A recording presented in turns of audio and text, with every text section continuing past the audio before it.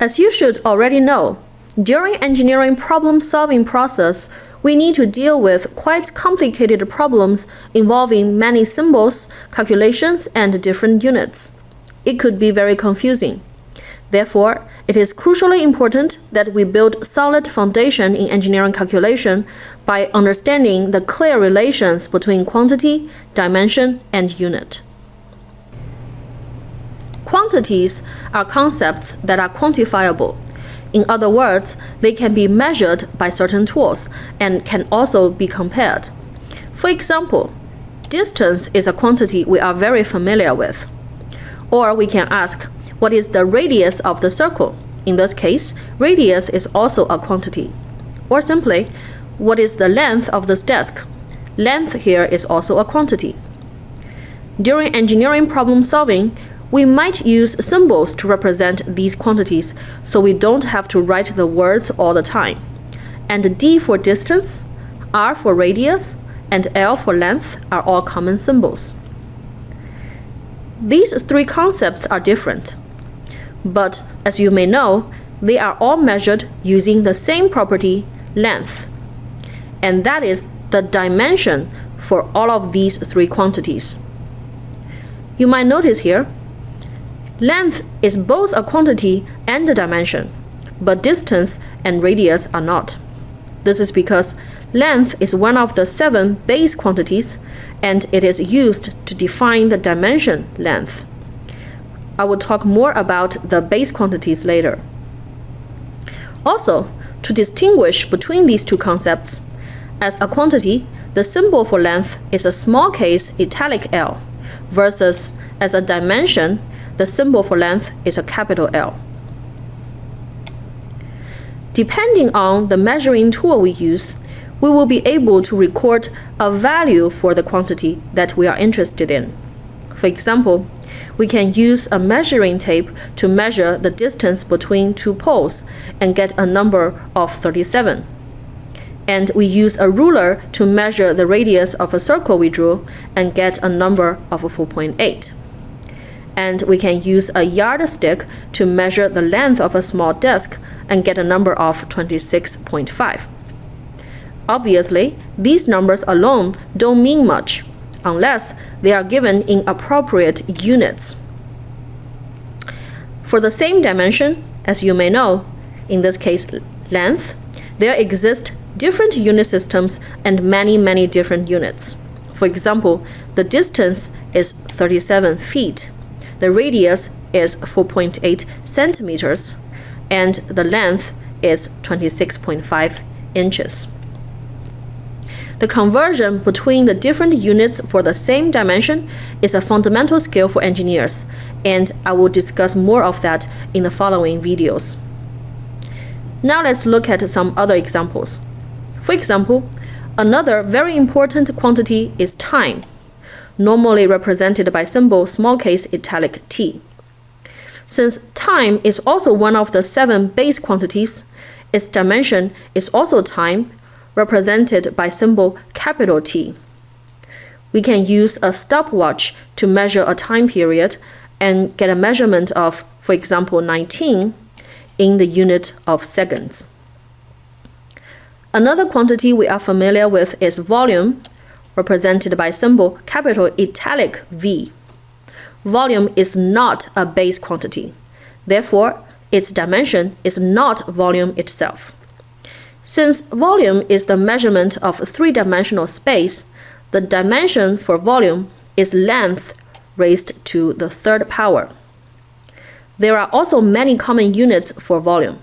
For example, cubic meter, liter, milliliter, gallon, or even cup. A soda can has a volume of about 355 milliliters. Another physical quantity is velocity, which could be simply defined as the distance traveled over a certain time. In other words, distance divided by time. Therefore, its dimension is length L over time t, or in exponential notation as L to the 1st power, which doesn't need to be written out explicitly, multiplied by t to the negative 1st power. the velocity of a car at this moment could be 45 in the unit of miles per hour. As you can see, the dimensions of both volume and velocity are derived from base dimensions length and time. According to the International System of Units, or the SI unit system, there are only 7 base quantities and therefore 7 base dimensions, and we already mentioned the 2, length and the time, and the dimensions for all the other quantities can be derived from these 7 base dimensions. So let's look at them now. Listed here in this table are the 7 base quantities and their associated base dimensions, as well as the base units, according to the most widely used, most authoritative system of measurement in the world, the International System of Units, also known as the SI unit system. Please pay special attention to the different symbols given in this table, written in red. We already mentioned length. As a base quantity, its symbol is a small case, italic L. As a dimension, its symbol is capital L, and its SI base unit is meter. Then we have the base quantity mass. As a dimension, its symbol is capital M, and its SI base unit is kilogram. Many people would think that the base unit for mass is gram. It's not, it should be kilogram. We also already mentioned base quantity time. As a dimension, its symbol is capital T, and its SI base unit is a second. Then we have the quantity electric current. The symbol for the dimension of current is capital I, and the SI base unit is ampere. The next base quantity is temperature. The symbol for the dimension temperature is a capital Greek letter theta, and the SI base unit is Kelvin. The next base quantity is the amount of substance. The symbol for the dimension is capital N, and its SI base unit is mole. The last one is luminous intensity. The symbol for the dimension is capital J, and its SI base unit is candela. So now we have the 7 base dimensions. As I mentioned before, for any other quantity, for example, for quantity Q, its dimension is derived from these 7 base dimensions in the following form, which is simply the product of the 7 dimensions, each raised to a certain power. These exponents, alpha, beta, gamma, etc., are simply the first 7 letters in the Greek alphabet, and they are usually small integers, such as -2, -1, 0, 1, 2, etc. And of course, if the exponent is a 0, then this base dimension does not have to appear in the derived dimension. Now let's look at some examples. For example, for physical quantity acceleration, we know that the definition of acceleration is the time derivative of velocity. Therefore, the dimension of acceleration is L, length, times t, time to the negative first power. This is the dimension of a velocity, divided by t, time, which is the dimension of time. And when we combine these together, we get the dimension for acceleration, which is L, length, times t, time to the negative second power. For the physical quantity force, which is defined through Newton's second law to be m mass multiplied by a acceleration. To find the dimension for the force, it is m, the dimension for mass, multiplied by L times t to the negative second power, which is the dimension for acceleration that we just worked on. Therefore, after we combine these together, the dimension for the force is L, the length, m, mass, times t, time to the negative second power. Sometimes different quantities can have the same dimension. For example, for the physical quantity moment of a force, it is defined in a simplified way as force multiplied by d, the moment arm.